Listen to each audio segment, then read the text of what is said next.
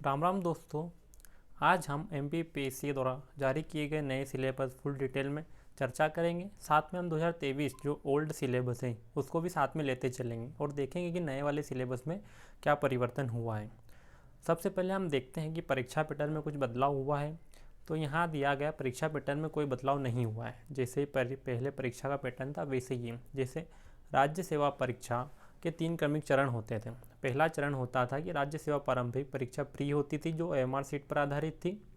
Second होता है mains लिखित वर्णात्मक रूप में और थर्ड होता है साक्षात्कार। तो तीनों अभी के अभी सेम बचे हुए हैं। आगे हम प्री की बात करें तो प्री में क्या पैटर्न है। प्री में भी सेम पैटर्न है। 2 पेपर होंगे, प्रश्न पत्र प्रथम और प्रश्न पत्र द्वितीय। दोनों 200 अंक के हैं और दोनों के लिए 2-2 घंटे का टाइम मिलेगा। दोनों की टाइमिंग अलग रहेगी। एक 9 से 12 होता है और एक 2:30 से 4:30 के समथिंग कुछ पेपर होता है। एक दिन में 2 पेपर होते हैं। आगे बात करें तो सिलेबस में थर्ड पॉइंट दिया गया है नए सिलेबस में कि यह परीक्षा मुख्य परीक्षा हेतु केवल पात्रता निर्धारित करने के रूप में ली जाएगी। प्री की बात कर रहा है।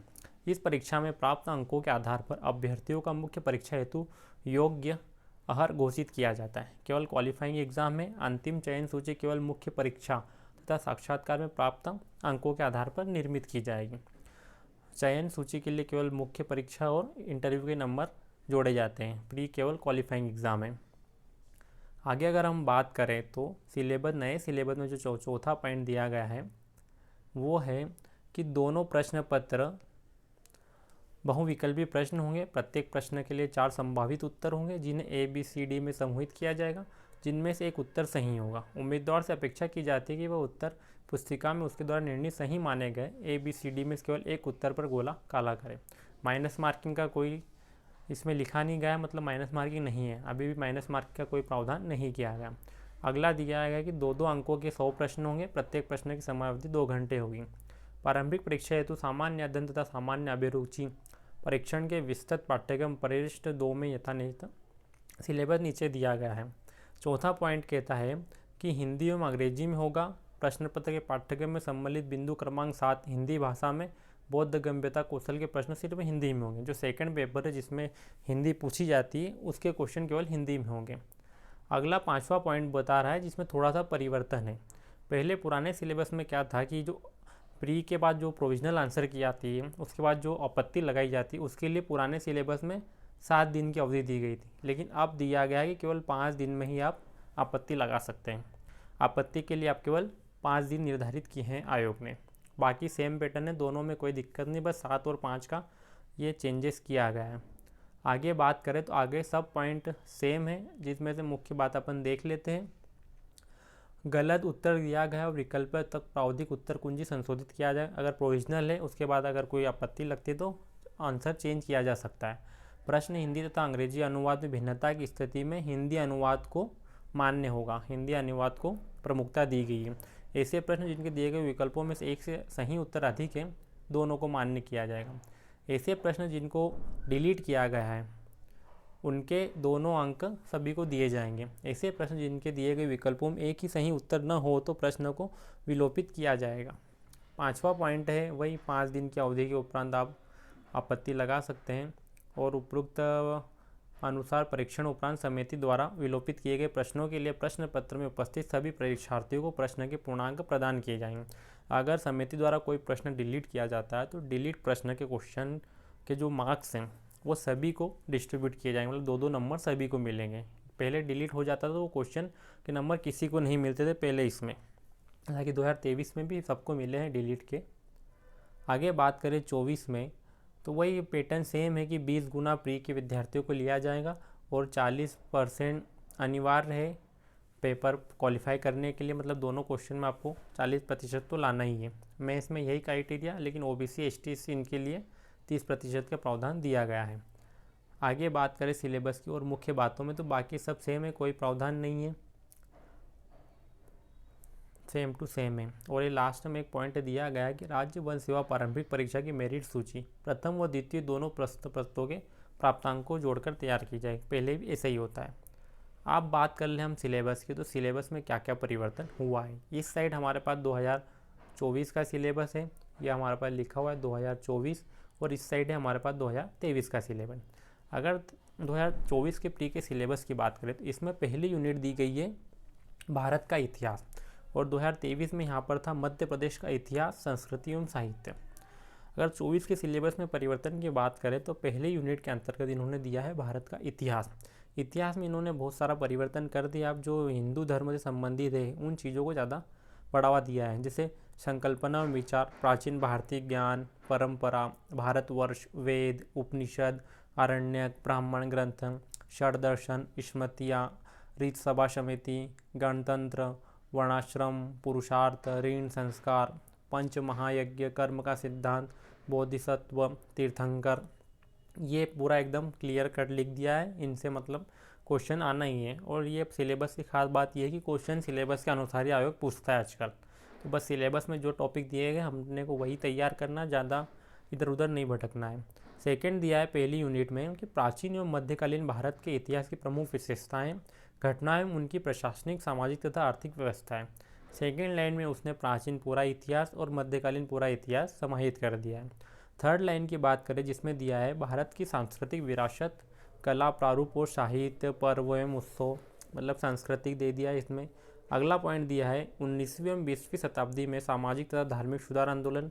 ये पॉइंट तो पिछले इसमें भी था। स्वतंत्रता संग्राम में भारतीय राष्ट्रीय आंदोलन, फिर स्वतंत्रता के पश्चात भारत का एकीकरण। ये पुराने प्रावधान है इसमें सब, लेकिन जो पहला पॉइंट है वो चेंज किया गया है, जिसमें वेद, उपनिषद और मतलब प्राचीन इतिहास का थोड़ा पोर्शन बढ़ा दिया गया है।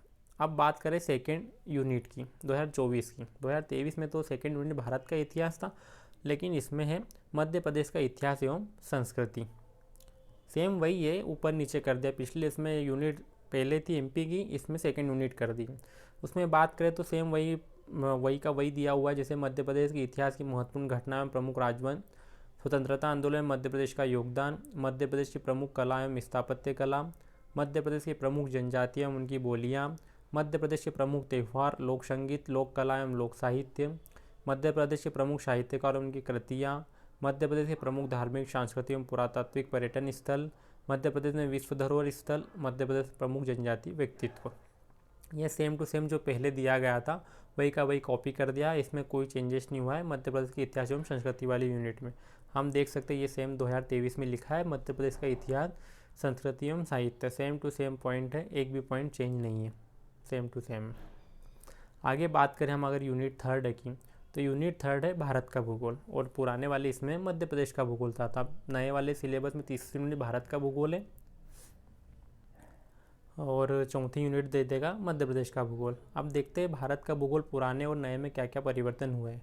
पर्वत, पहाड़ियाँ, पठार, नदियाँ एवं झीलें पहले वाले में, इसमें भी वही था। इसमें भौतिक भूगोल, प्राकृतिक भूगोल इनमें डिवाइड कर दिया गया था। अगला है जलवायु घटनाएं, अल नीनो, ला नीनो, दक्षिणी दोलन, पश्चिमी विक्षोभ, जलवायु परिवर्तन के परिणाम, प्राकृतिक संसाधन, वन, खनिज, जल संसाधन, प्रमुख फसलें, खाद्य सुरक्षा, हरित क्रांति, दूसरी हरित क्रांति की रणनीतियाँ, ऊर्जा के पारंपरिक स्रोत, भारत के प्राकृतिक खतरे और आपदाएं, भारत में प्रमुख चक्रवात, जनसंख्या वृद्धि, नियंत्रण एवं घनत्व, ग्रामीण नगरीय प्रवास। इसमें अगर हम चेंज की बात करते हैं तो देखते हैं क्या क्या चेंज हुआ है। ज़्यादा कुछ चेंज नहीं हुआ है, वही सेम है जो भारत एवं विश्व के भूगोल में पॉइंट दिए गए थे। बस ऐसा है कि विश्व भूगोल पूरा हटा दिया गया है। इसमें विश्व भूगोल संबंधित एक भी प्रावधान नहीं दिया गया है, जबकि ओल्ड सिलेबस में विश्व भूगोल पूरा एक यूनिटी थी। बाकी दो सब सेम है जो भारत की इसमें है, थोड़ा सा उनका वेटेज बढ़ा दिया गया भारत का भूगोल का। अगर पाँचवीं यूनिट की बात करें तो मध्य प्रदेश का भूगोल, जो पुराने सिलेबस में ऊपर थर्ड नंबर की यूनिट थी। मध्य प्रदेश के भूगोल में बात करें तो सेम वही है, वन, वनोपज, नदियाँ, पहाड़ियाँ, पठार, जलवायु, तापमान, वर्षा, प्राकृतिक संसाधन, मिट्टी एवं खनिज संसाधन, प्रमुख फसलें, जल संसाधन, सिंचाई और सिंचाई परियोजना, ऊर्जा के पारंपरिक और गैर पारंपरिक स्रोत, मध्य प्रदेश के प्रमुख उद्योग, जनसंख्या वृद्धि, वितरण एवं नगरीकरण। ज़्यादा कोई जियोग्राफी में कोई चेंजेस नहीं हुआ है, बस एक प्रावधान हुआ है कि विश्व भूगोल को इससे हटा दिया गया है, जो बहुत बड़ा डिसीजन है। आगे हम बात करें यूनिट 5, तो यूनिट 5 में दिया गया है भारत एवं मध्य प्रदेश की संवैधानिक व्यवस्था। अब इसमें उन्होंने जो पहले सिलेबस में पार्ट में डिवाइड किया था, अगर पहले सिलेबस में बात करें यूनिट 5 की, तो ये हमारे पास है जिसमें दो दिए गए थे। पार्ट ए राज्य की संवैधानिक व्यवस्था, पार्ट बी राज्य की अर्थव्यवस्था। इसमें उसने सिर्फ यूनिट 5 में भारत एवं मध्य प्रदेश की संवैधानिक व्यवस्था अलग नहीं डिवाइड करा, दोनों को एक साथ दे दिया है। और अगले यूनिट में भारत एवं मध्य प्रदेश की अर्थव्यवस्था एक साथ दे दिया है, दोनों को अलग अलग कर दिया। बात करें अगर भारत एवं मध्य प्रदेश संवैधानिक व्यवस्था ब्री में, इसमें सेम वही संविधान सभा, संघीय एवं राष्ट्र कार्यपालिका, राष्ट्रपति एवं संसद, सर्वोच्च न्यायालय एवं न्यायिक व्यवस्था, संवैधानिक संशोधन, नागरिकों के मौलिक अधिकार, कर्तव्य, नीति निर्देशक तत्व, राष्ट्रीय एवं प्रादेशिक संवैधानिक सांविधिक आयोग व संस्थाएं।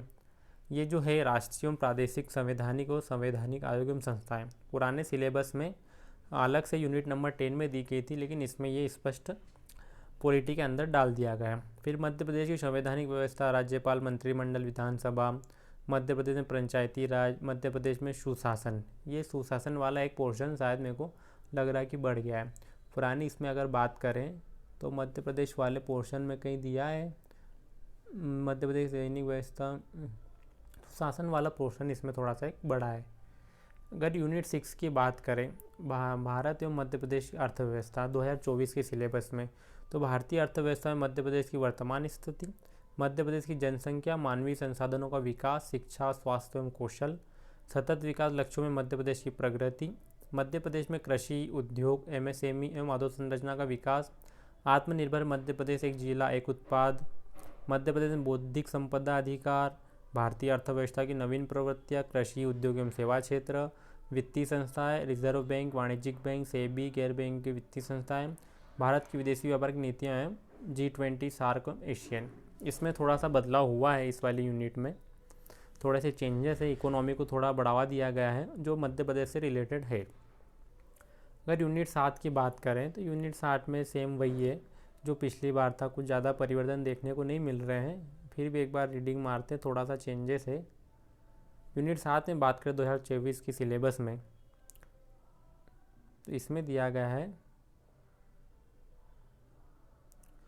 विज्ञान की प्रमुख शाखाओं का प्रारंभिक ज्ञान, भारत के प्रमुख वैज्ञानिक संस्थान एवं उनकी उपलब्धियाँ, उपग्रह, अंतरिक्ष प्रौद्योगिकी, अंतरिक्ष विज्ञान के क्षेत्र में भारत की उपलब्धियाँ, मानव शरीर की संरचना, पोषण, आहार, पोषक तत्व एवं कुपोषण, अनुवांशिक रोग, सिकल सेल एनीमिया, कारण, प्रभाव, निधन एवं कार्यक्रम, स्वास्थ्य नीति एवं कार्यक्रम, संक्रामक रोग, उनकी रोकथाम एवं स्वास्थ्य सूचक, सतत विकास की अवधारणा एवं SDG, पर्यावरणीय कारक, पारिस्थितिक तंत्र एवं जैव विविधता, प्रदूषण, प्राकृतिक आपदा एवं प्रबंधन।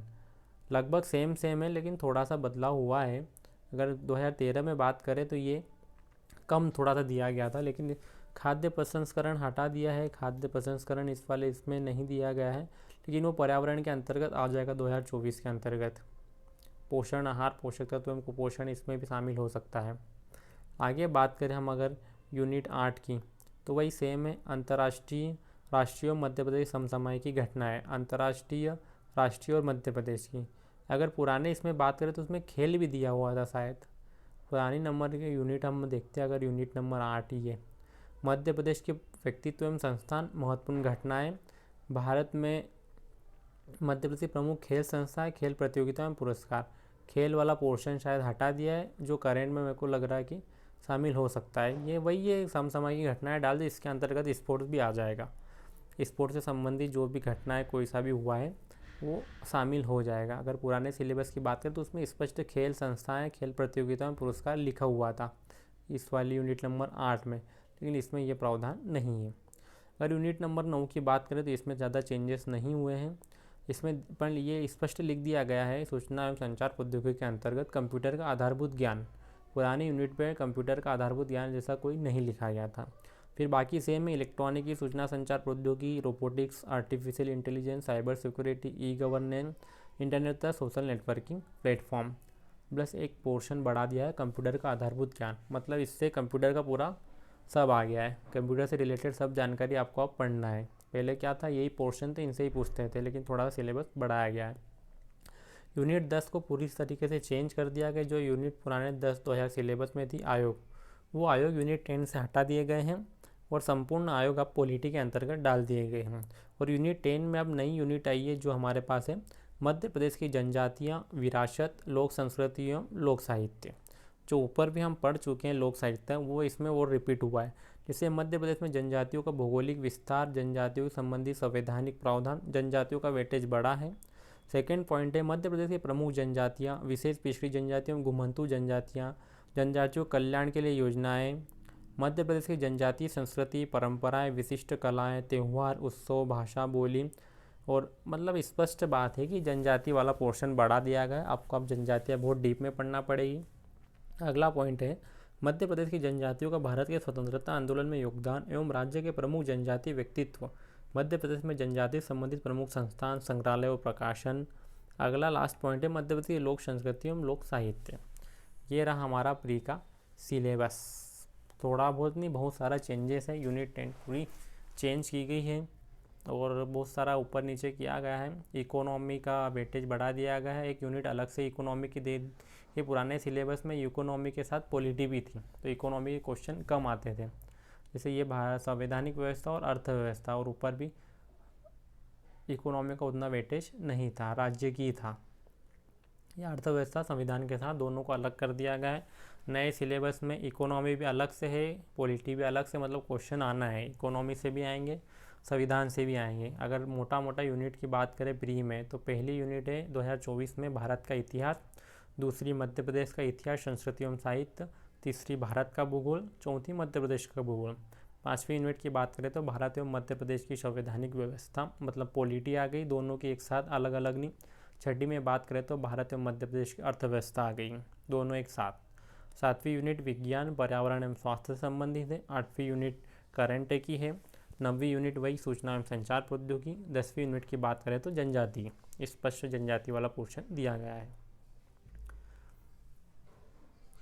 अगर हम अब चलते हैं अब आगे मेंस के लिए में, ये सेकंड पेपर जो है, जो क्वालिफाइंग पेपर है सिविल सर्विस वालों के लिए और फॉरेस्ट वालों के लिए, तो इसके नंबर काउंट होते हैं। तो दोनों में कोई चेंजेस शायद नहीं लग रहा है, दोनों सेम है, बोध गम्य था। हालांकि जीवन शैली एवं प्रतिबल एक पोर्शन इसमें जोड़ा गया है। संचार कौशल, इसमें संचार कौशल, तार्किक कौशल एवं विश्लेषण क्षमता, निर्णय लेना एवं समस्या समाधान, सामान्य मानसिक योग्यता है, आधारभूत संख्यन, गणित वगैरह का है।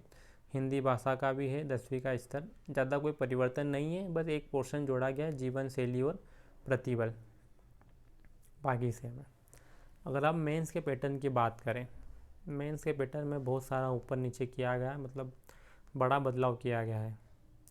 ये रहा हमारा पूरा मेंस का सिलेबस, जो हमको जानना बहुत ज़्यादा ज़रूरी है कि क्या हुआ है। पहले होती थी मेंस 2023 मतलब 24 से पहले कुल 1575 अंक की, जो अब हो गया है ये 1685। मतलब एक इंटरव्यू होता था 175 का, अब इंटरव्यू होगा 185 का। ये 100 टोटल कुल पहले होती थी 1400 के समथिंग की, अब हो रहा है कुल 1500 नंबर का अब हो रहा है। पहले 1400 की होती थी, 100 नंबर का वेटेज बढ़ गया, और ये 100 नंबर का वेटेज बढ़ा एथिक्स के पेपर में। ये एथिक्स का पेपर अब 2 पार्ट में कर दिया स्पष्ट। बात करें पेपर की तो अभी भी सेम पैटर्न है, 6 पेपर होंगे, 3 GS के, चौथा एथिक्स का, 5वां हिंदी और छठा निबंध का। वही पहला पेपर 300 का, दूसरा 300 का, तीसरा भी 300, पहले भी 300 के थे, लेकिन पहले एथिक्स का पेपर मात्र 200 का था, और जो अब हो गया है 300 का, 150 और 150, 300 का पूरा हो गया है। बाकी वही हिंदी का भी 200 का है, पहले भी 200 का था, निबंध भी 100 और 100। बात करें पहले पेपर में तो पार्ट थे इतिहास और भूगोल, 2 पार्ट अभी भी है, और फिर सेकंड पेपर में है एक पोर्शन बढ़ गया है समाजशास्त्र का, राजनीतिक विज्ञान, समाजशास्त्र और अर्थशास्त्र। 150 नहीं, अर्थशास्त्र नहीं, सेकंड पेपर राजनीतिक विज्ञान और समाजशास्त्र, मतलब पॉलिटी और समाजशास्त्र। पहले कुछ और भी उसमें इंक्लूड थे, लेकिन अब 2 ही डिवाइड कर दिया है। थर्ड पेपर की बात करें, थर्ड पेपर में अर्थशास्त्र और विज्ञान, तकनीकी एवं जन स्वास्थ्य, मतलब उसका साइंस का पोर्शन कम कर दिया गया है। सेकेंड पार्ट के अंतर्गत विज्ञान, तकनीकी एवं जन स्वास्थ्य तीनों को शामिल कर दिया, और एक पूरा पेपर अर्थशास्त्र संबंधित है पहला पार्ट। एथिक्स की बात करें तो एथिक्स को भी 2 पार्ट में डिवाइड किया है, part A part B, 300 number का कर दिया गया। पहले पार्ट में दर्शन शास्त्र, मनोविज्ञान, लोक प्रशासन एवं केस स्टडी। सेकेंड पार्ट संबंधित है उद्यमिता प्रबंधन, व्यक्तित्व विकास एवं केस स्टडी से। दोनों पोर्शन में एक एक केस स्टडी दी गई है। 5वें पेपर की बात करें तो सामान्य हिंदी व्याकरण 2 घंटे का है, 200 का। ओहो, ये चेंजेस हुआ है भाई, पहले हिंदी का पेपर होता था 3 घंटे का, हिंदी का पेपर पहले होता था 3 घंटे का, अब दे दिया है 2 घंटे का। और एक और पोर्शन में चेंज हुआ है कि निबंध का पेपर पहले 2 घंटे का होता था, लेकिन अब होगा 2.5 घंटे का। शब्दों सीमा बढ़ाई गई है शायद निबंध में। षष्ठम पेपर हिंदी निबंध में प्रारूप रेखा 100 नंबर का है, लेकिन 2.5 घंटे का है। और हिंदी का पेपर अब 200 का कर दिया है, मतलब आप बहुत स्पीड से लिखना पड़ेगा। अब देखते हैं हिंदी के सिलेबस में क्या क्या चेंजेस हुआ है। अगर मेजर चेंजेस की बात करें तो इथिक्स के पेपर में चेंज हुआ है, जो 200 का था वो 300 का हो गया। हिंदी का पेपर पहले 3 घंटे का होता था, वो अब 2 घंटे का हो गया है, बाकी सेम है। और पोर्शन में अगर चेंज हो गया है, और मेन चेंज है, पहले मेंस होती थी 1400 की, अब 1500 की होगी। इंटरव्यू 175 का होता था, इंटरव्यू अब 185 अंक का होगा। अगर पैटर्न की बात करें तो पैटर्न में भी बदलाव हुआ है। अब आएंगे 2 नंबर, 7 नंबर और 10 मार्कर, 2 मार्कर, 7 मार्कर और 10 मार्कर। पहले था 3 मार्कर, 5 मार्कर और 11 मार्कर, आप 2 मार्कर आएंगे। मतलब कि एक फैक्ट लिखना है आपको, सिंपल सी बात है। फिर 7 मार्कर है, मतलब एक पूरा पेज खाली आएगा, जो इस बार के 2022 की मेंस में काफ़ी हमने देखी थी, पूरा एक पेज खाली था, उसको 7 मार्कर कर दिया। और वही 10 मार्कर वाले 5 क्वेश्चन आएंगे। क्वेश्चन की संख्या वही है 15, 10, 15, 15, 10, 5। आगे बात करें हम चतुर्थ प्रश्न पत्र, इन्हें पूरा पैटर्न दिया गया है। इथिक्स की बात करें तो 16 क्वेश्चन आएंगे 2 मार्क के, 8 क्वेश्चन आएंगे 7 मार्कर के, 4 क्वेश्चन आएंगे इसमें 11 मार्कर वाले आएंगे, और केस स्टडी आएगी 18 की, 150 अंक। ये पहले पार्ट के। सेकेंड पार्ट में भी सेम यही पैटर्न रहेगा। निबंध की बात करें तो निबंध में 1000 शब्दों का आएगा, एक 500 शब्दों का आएगा, 50 का आएगा। 500 शब्दों के मार्क्स कम कर दिए, 20 का कर दिया, पहले 25 का था। प्रारूप लेखन आएगा 500 शब्द का 15 नंबर का, और प्रतिवेदन आएगा एक 250 शब्दों का 15 नंबर में। ये चेंजेस हुए हैं भाई बहुत ज़्यादा, ऊपर नीचे कर दिया, पूरा पैटर्न चेंज कर दिया है। देखते हैं नीचे क्या लिखा हुआ है नए सिलेबस में। आवश्यकतानुसार किसी प्रश्न में उप प्रश्न भी हो सकते हैं। प्रश्नोत्तर पुस्तिका में उत्तर दिए जाने हेतु स्थान अधिक होने की स्थिति में परीक्षार्थी प्रश्न के स्वरूप अनुसार शब्द सीमा का पालन करें। इस बार थोड़ा सा काफ़ी ज़्यादा दे देते, वो लिखना 50 ही शब्द थे, बाकी बच्चों ने ज़्यादा लिखा है। आगे लिखा है राज्य सेवा मुख्य परीक्षा प्रत्येक प्रश्न पत्र में खंड अ तथा खंड ब दोनों को मिलाकर अनारक्षित श्रेणी के अभ्यर्थियों को न्यूनतम 40% अंक प्राप्त करना अनिवार्य है। इसी प्रकार अनारक्षित महिला श्रेणी के अभ्यर्थियों को भी न्यूनतम अहरकारी 40% अंक प्राप्त करना अनिवार्य है। उपयुक्त के अतिरिक्त अनुसूचित जाति, ST, SC, OBC, आर्थिक रूप से कमजोर दिव्यांगजन श्रेणी को 30% अनिवार्य है सभी पेपर में। राज्य सेवा मुख्य परीक्षा से साक्षात्कार हेतु विज्ञप्ति पदों का श्रेणीवार प्रवर्ग 3 गुना तथा समान अंक प्राप्त अभ्यर्थियों को शामिल किया जाएगा। मेंस में 3 गुना लिया जाता है पदों से, और समान अंकों वालों को लिया जाता है। यह हो गया भाई पैटर्न। अगर सिलेबस की बात करें मेंस की, हाँ भाई मेंस की अगर सिलेबस की बात करें तो ये रहा हमारे सामने पेपर फर्स्ट, जिसमें पार्ट ए में है इतिहास, 5 यूनिट क्लियर कट दी हुई है। इकाई 1 भारत का इतिहास, बाबा रे बाबा। ये भाई यूनिट 2 आप देख लीजिए MP का कितना वेटेज बढ़ा है। पूरे MP के जितने भी हैं प्राग ऐतिहासिक, आद्य ऐतिहासिक, मध्य प्रदेश प्रमुख राजवंश, गर्द भील वंश, नागवंश, ओलिकर परिवारजक, राजवंश, उच्चकल्प, हो पूरा भाई MP की एक यूनिट दे दी है। बाकी तो थोड़ा सा सेम पैटर्न है। गणतंत्र, ये मध्य प्रदेश की रियासतों के अंतर्गत, ये मध्य प्रदेश के जनजातीय नायकों का संघर्ष में इतिहास भी डाल दिया है। अगर भूगोल की बात करें तो भारत का भौतिक स्वरूप एवं जलवायु, भारतीय कृषि एवं जल संसाधन, भारत प्राकृतिक संसाधन एवं उद्योग, आपदाएँ और तकनीकी। 5वीं यूनिट मध्य प्रदेश का भूगोल। विश्व भूगोल मेंस से भी हटा दिया गया है, जिस तरीके से विश्व इतिहास हटाया गया था। अगर मोटा अगर पेपर सेकंड देखे, संविधान, शासन, राजनीतिक एवं प्रशासनिक संरचना। पहले में तो भारतीय संविधान है, इसमें सेकंड यूनिट में आयोग दे दिए गए हैं और जनजातियाँ वगैरह दी गई है। इकाई 3 में लोकतंत्र की विशेषताएं, सामुदायिक आधारित संगठन, मीडिया। इकाई 4 राज्यों का पुनर्गठन मध्य प्रदेश से संबंधित है, और इसमें भी अनुसूचित जाति आयोग डाल दिए इकाई 4 में। इकाई 5 की बात करें तो मध्य प्रदेश से संबंधित है। मध्य प्रदेश का प्रशासन, सचिवालय, मुख्य सचिव, मध्य प्रदेश में ग्रामीण स्थानीय स्वशासन, मध्य प्रदेश का राजनीतिक परिदृश्य। मोटा मोटा अगर पेपर सेकंड का सेकंड पार्ट देखें जो केवल समाजशास्त्र थे, समाजशास्त्र की आधारभूत अवधारणाएं पहली इसमें है, दूसरी में भारतीय समाज में विविधता और चुनौतियाँ, थर्ड में है ग्रामीण और नगरीय समाजशास्त्र, चौथा है औद्योगिकरण, वैश्वीकरण, सामाजिक विकास और जनसंख्या, पांचवी यूनिट है मानव संसाधन विकास और सामाजिक कल्याण की योजनाएं। पूरा समाजशास्त्र का वेटेज पूरा बढ़ गया, एक पेपर पूरा समाजशास्त्र से है। थर्ड प्रश्न पत्र के पार्ट ए की बात करें, अर्थशास्त्र, भारतीय अर्थव्यवस्था के मौलिक पहलू दिए गए हैं पहले इसमें, दूसरे में कराधान और नीति परिदृश्य, तीसरी है मध्य प्रदेश की अर्थव्यवस्था का अवलोकन, चौथी यूनिट है मध्य प्रदेश में सामाजिक एवं आर्थिक विकास, पांचवी है सांख्यिकी, डेटा विश्लेषण और प्रायिकता, थोड़ा सा गणित का वेटेज है इसमें। अगर पेपर थर्ड के सेकंड पार्ट की बात करें, विज्ञान, तकनीक एवं जन स्वास्थ्य, तो पहली यूनिट सामान्य विज्ञान की है, दूसरी यूनिट कंप्यूटर विज्ञान और उसी के अंतर्गत गणित भी डाल दिया गया है। इकाई 3 में स्वास्थ्य संबंधित आयुष, आयुर्वेद, योग। इकाई 4 राष्ट्रीय स्वास्थ्य कार्यक्रम स्वास्थ्य संबंधित है। इकाई 5 संस्कृति, मानव गतिविधि, पर्यावरण से पर्यावरण है मतलब वेटेज बड़ा है, एक पर्यावरण से संबंधित पूरा है और है पर्यावरण, जल, ठोस अपशिष्ट प्रबंधन सब है। अगर चतुर्थ प्रश्न पत्र की बात करें तो इसमें इकाई 1 है भारतीय षड्दर्शन, दार्शनिक, विचारक और समाजदूत। बात करें तो भारतीय षड्दर्शन का वेटेज बढ़ गया है, एक पूरा स्पष्ट लिखा गया है। सुकरात, प्लेटो, अरस्तु पुराने, महावीर, बुद्ध, आचार्य शंकर, चावाक, भर्तृहरि एक बढ़ गया है, भर्तृहरि नया सुधारक जुड़ा है। गुरु नानक, कबीर, तुलसीदास, संत रविदास को भी जोड़ा गया है। रविन्द्रनाथ टैगोर, राजा राम मोहन राय, देवी अहिल्याबाई को ऐड किया गया है। स्वामी दयानंद सरस्वती, विवेकानंद, अरविंद, राधाकृष्णन, भीमराव अम्बेडकर, पंडित दीनदयाल, भीमराव अम्बेडकर को भी थिंकर्स के रूप में जोड़ा गया है। आगे बात करें तो सेकेंड यूनिट है राष्ट्र निर्माण एवं नैतिक अवधारणाएं।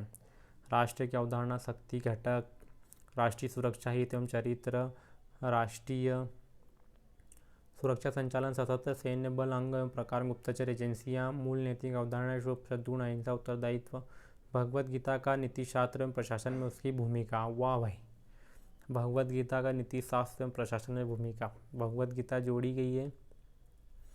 मानवीय व्यवहार में मनोचिकित्सा, मनोचिकित्सा भाई, मनोवृत्ति, अभिवृत्ति क्षमता, सांवेगिक बुद्धि, व्यक्तिगत भिन्नता, मनोविकार एवं मनोचिकित्सा, पूरा वही पुराना एक यूनिट में डाल दिया पुराना सिलेबस। चौथी यूनिट है लोक प्रशासन में नैतिक मूल्य, भ्रष्टाचार भी आ गया इसमें, मानव व्यक्तित्व प्रभावित करने वाले विभिन्न तत्व, बहुत बड़ा है। केस स्टडी है 5 यूनिट में। अगर इथिक्स के सेकंड पार्ट की बात करें, उद्यमिता, प्रबंधन, व्यक्तित्व विकास एवं केस स्टडी। इकाई 1 उद्यमिता, अवधारणा एवं विकास, इकाई 2 व्यवसायिक संगठन एवं प्रबंधन, इकाई 3 प्रशासन एवं प्रबंधन, इकाई 4 समग्र व्यक्तित्व विकास, इकाई 5 केस स्टडी। एथिक्स का पेपर तो पूरा एकदम नया पैटर्न पे है। अगर 5वें पेपर की बात करें हिंदी के पेपर में क्या चेंजेस हुआ है, 200 अंक का है और 2 घंटे ही मिलेंगे, पहले 3 घंटे मिले थे, तो हम आराम से पेपर फॉलो कर सकते हैं। आप पेपर स्पीड से करना पड़ेगा। सेम पैटर्न है, 25x3 3 मार्कर है। अलंकार की जगह इस बार रस के अंग एवं प्रकार और छंद, दोहा, सोहठा और चौपाई। 5वां अलंकार की जगह इस बार रस और छंद कर दिए हैं। थर्ड नंबर में कर दिया अनुवाद हिंदी से अंग्रेजी 15 अंक का, अंग्रेजी से हिंदी 15 का, और प्रशासनिक मानक शब्दावली वापस पुराने पैटर्न में आ गई, हिंदी से अंग्रेजी 5 और 1 नंबर की है, 5 आएंगे दोनों, तो इनका वेटेज भी बढ़ गया है।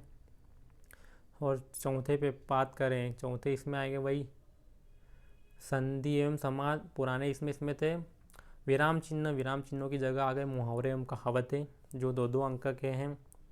मुहावरे 10 नंबर के स्पष्ट है और संधि एवं समाज भी 10 नंबर क्लियर है। अगली यूनिट है प्रारंभिक व्याकरण एवं शब्दावली, जिसके अंदर विराम चिन्ह, शब्द शक्तियाँ, विलोम शब्द, अनेक शब्दों के लिए एक शब्द, तत्सम, तद्भव, पर्यायवाची, शब्द युग्म, वर्तनी शोधन, वाक्य संरचना, प्रकार, शब्दार्थ। वाह भाई, पूरी हिंदी बढ़ा दी है भाई। बाकी वही पैटर्न है। पल्लवन भाई 5 अंक का कर दिया, पहले 10 अंक का था। मध्य प्रदेश की प्रमुख बोलियाँ मालवी, निमाड़ी, बघेली और बुंदेली, 3+3+3 12 अंक।